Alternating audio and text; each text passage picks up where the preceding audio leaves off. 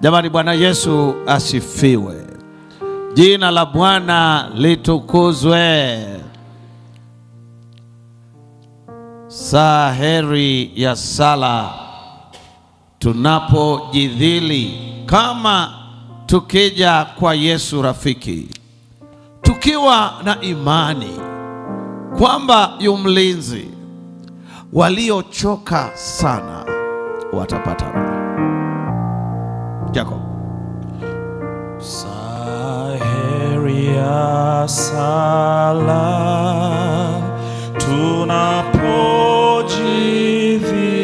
tunapojidhili kama tukija kwake Yesu rafiki, tukiwa na imani kwamba yu mlinzi.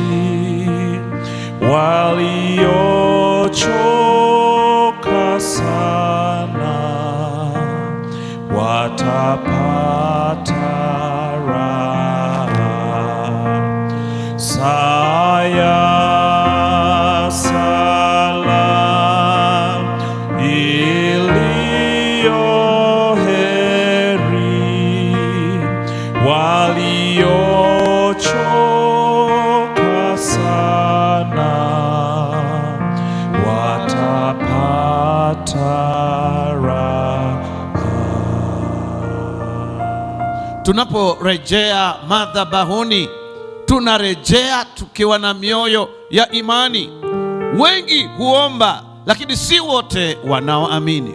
Wengine huomba kwa hofu, wengine huomba kwa mashaka, wengine huomba kwa sababu tu wamebanwa na matatizo. Lakini maombi ya imani ni tofauti.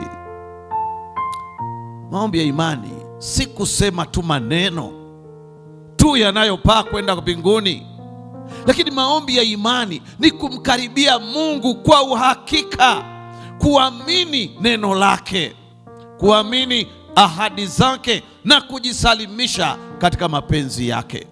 Yesu akasema, na yoyote mtakayoyaomba katika sala mkiamini mtayapokea.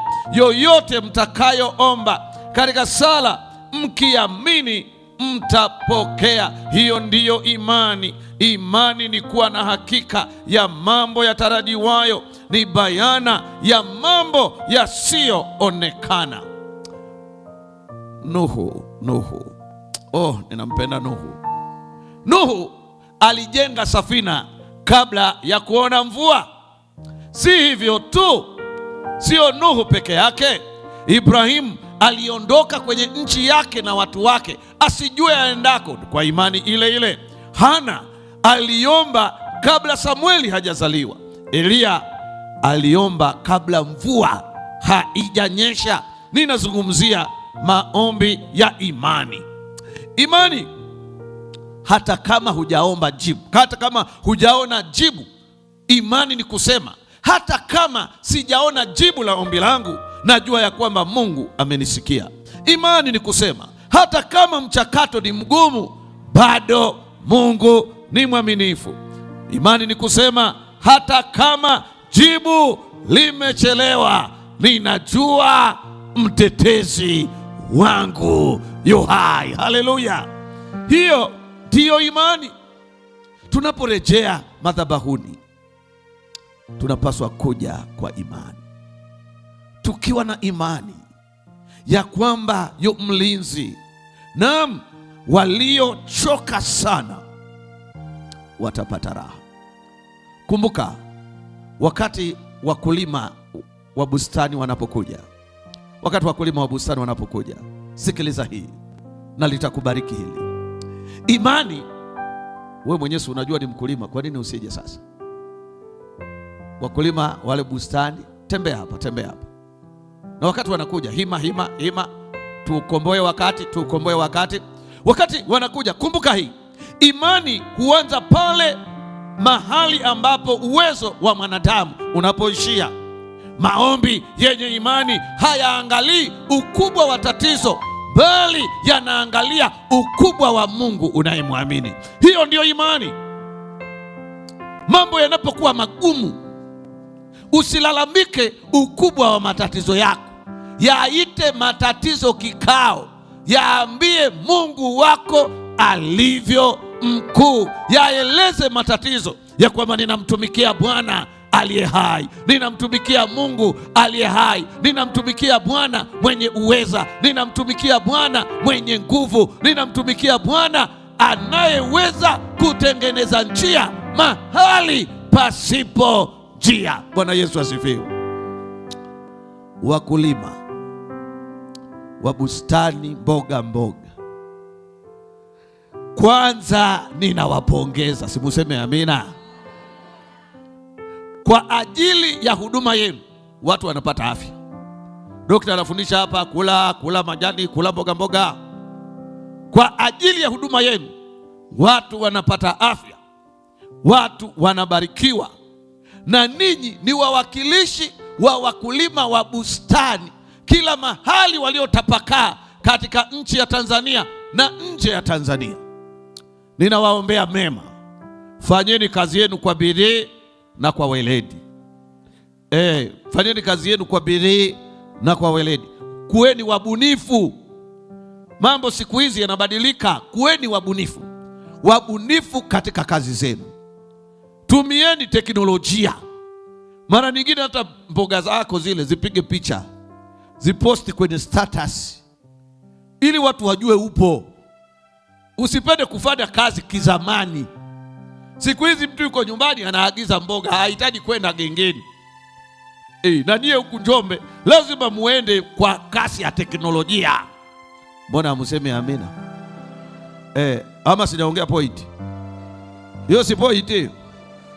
Kwani point mpaka point ni museme nye ni point? Hata mimi mwenyewe naweza kusema ni point hiyo. Haleluya. Tumia teknoloji kufanya biashara zako. Usifanye mambo ya zamani. Mambo yamebadilika. Haleluya. Kule kituoni badala ya kupiga tu maselfie yasiyokuwa na faida. Haya, sasa umepiga selfie, umepata shilingi ngapi?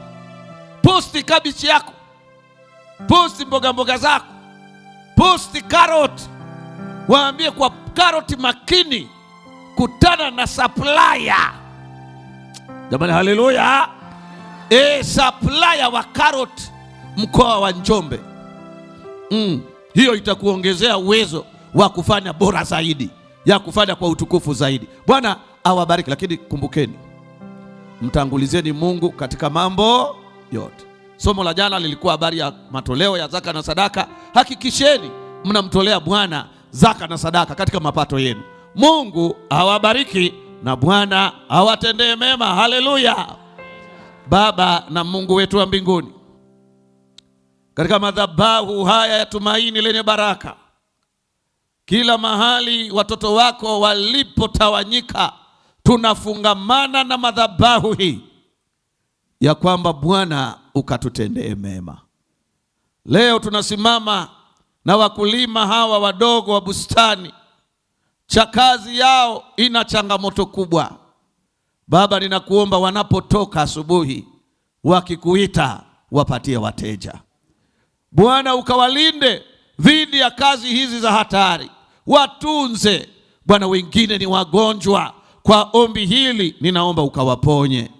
Baba, wengine wana changamoto za madeni, wengine wana changamoto za familia, wengine wana changamoto za kazi, wengine wana changamoto. Baba, ninakusihi hawa wakulima kazi yao ipate kibali.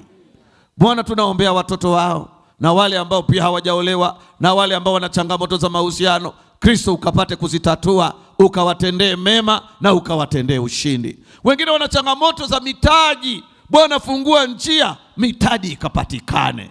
Bwana, tunawaombea hata wagonjwa, licha ya kwamba hawako kwenye kundi la wakulima, lakini wengine wamepiga simu kutoka mahali mbalimbali. Wengine wamepiga simu ni wagonjwa, wako mahospitali. Bwana, kwa ombi hili la madhabahu hapa Njombe, Bwana, neno lako linasema wewe hulituma neno lako na kuwaponya wote. Ninakuomba Bwana, tuma neno lako na likawaponye watoto wako. Bwana, wengine wako kwenye madeni, wamezama kwenye madeni. Baba, wakomboe Bwana, waokoe Bwana, wafanyie ukombozi. Ni wamekuwa watumwa wa madeni. Yeyote anayejifungamanisha na maombi haya, kutokea vituoni, kutokea mbali, kutokea karibu, mkomboe na madeni. Bwana, neema yako na ikatubariki. Tupatie neema tena kesho ya kurejea madhabahuni, katika jina la Kristo Bwana na mkombozi wetu. Amen. Amen. Usibanduke kwenye runinga yako. Mchungaji Baraka Sadok Butoke anakuja na somo makini, tumaini lenye baraka. Bwana na akutendee mema, na Bwana na akutendee ushindi.